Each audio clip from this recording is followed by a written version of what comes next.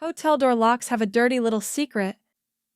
And if you travel solo, it affects you. You directly. The deadbolt you flipped, the latch you engaged, the keycard lock you trusted. Every single one of them can be bypassed in seconds using tools that cost less than your morning coffee. This video is going to show you exactly how it works and exactly how to stop it. Let's start with the lock you're staring at right now, that keycard reader on your hotel door. It looks high-tech. It feels secure, and that's exactly the problem.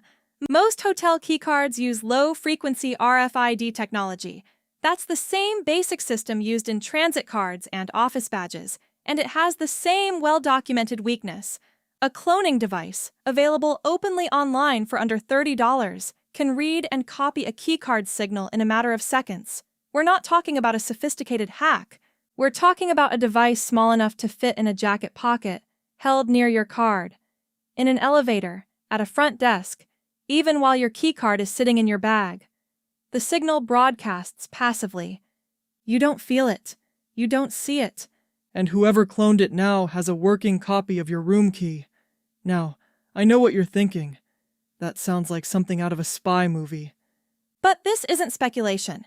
Security researchers have demonstrated this exact technique repeatedly at major hacker conferences, and it's been documented across the travel safety community for years. The $30 price tag is what makes it genuinely alarming. This isn't a nation-state attack. It's accessible. But here's the thing. The keycard vulnerability actually requires someone to get physically close to you first. The next two are worse because they don't. I'll be honest. When I first saw a demonstration of the shimming technique, I sat there for a solid minute just staring.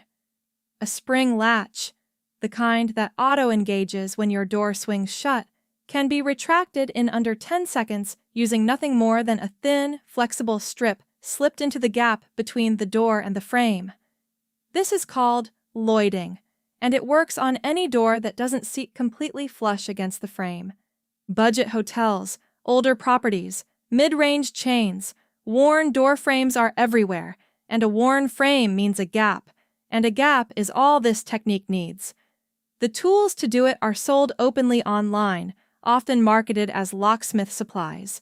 And then there's the security latch, that little chain or lever arm you flip after you're already inside, the one that's supposed to be your last line of defense. There's a tool, again available online, that's essentially a thin wire with a hook on the end. Slide it under the door, angle it upward, hook the lever, pull down. A lever-style security latch can be disengaged from the outside in seconds. This has been demonstrated publicly by security researchers. It's not theoretical. The third category is the one most people never even think about. On doors that open outward, exposed door hinges can be targeted if the hinge pins aren't secured. On inward opening doors, which is most hotel rooms, a deadbolt that isn't fully engaged, combined with a worn or hollow door frame, can be defeated by simple physical force. One hard shoulder strike against a weak frame can pop a deadbolt that only partially seated. Hotel doors in budget and mid-range properties are especially prone to this because frameware accumulates over years of heavy use and isn't always caught in routine maintenance checks. Security researchers and the broader travel safety community have documented all three of these vulnerability categories. This isn't a fringe concern or a paranoid edge case. These are real, demonstrated, repeatable techniques. So here's what this means for you as a solo traveler. The lock you trusted isn't the barrier you thought it was.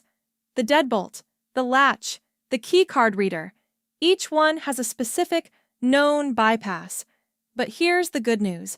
Every single one of these vulnerabilities has a fix, and none of them cost more than $20. Of the three bypass methods, keycard cloning, shimming the spring latch, or hooking the security lever, which one genuinely surprised you most? Drop your answer in the comments below. Now let's talk about exactly how to shut all three of them down for under $20. Every single vulnerability exposed in the last section has a direct, specific fix. And this might be controversial, but I'd argue the keycard cloning risk is actually the least urgent of the three. Yes, it's real. Yes, $30 gets someone a cloning device. but it requires them to get physically close to you first. Keep your spare key card in the in-room safe, not in an exterior bag pocket. Be aware of anyone who lingers unusually close in an elevator or lobby. That's genuinely most of what you need to do for that one. The next two vulnerabilities, the ones that don't require proximity, are the ones worth spending your money on. Let's go straight to the shimming and spring latch problem, because this is where a $10 piece of metal changes everything. It's called a portable door lock, sometimes sold under names like the Add-A-Lock, sometimes as a generic door barricade plate. The concept is almost insultingly simple: a small metal bracket that slots into the strike plate opening on the interior side of the door. Once it's seated, the door physically cannot open from the outside, regardless of what happens to the lock mechanism itself. A cloned keycard won't open it. A shimmed latch won't open it. A copied master key won't open it. The door is mechanically blocked. Installation takes about 10 seconds. You slot the bracket in, close the door against it, and you're done. These run between $10 and $20 online, and they weigh almost nothing in your bag. This is the single highest return item on the solo travel safety list. Pair it with a doorstop alarm and you've added a second layer. A wedge-shaped alarm slides under the door from the inside. If the door is pushed from any direction with any amount of force, the wedge compresses and triggers an alarm that typically hits around 120 decibels. That's loud enough to wake you, alert nearby guests, and make whoever is on the other side of that door very aware that stealth is no longer an option. Physical barrier plus audible deterrent for under $15. Do you already travel with one of these? Or is this genuinely the first time you're hearing about them? For the deadbolt and security latch vulnerabilities, the fix here is partly gear, partly habit.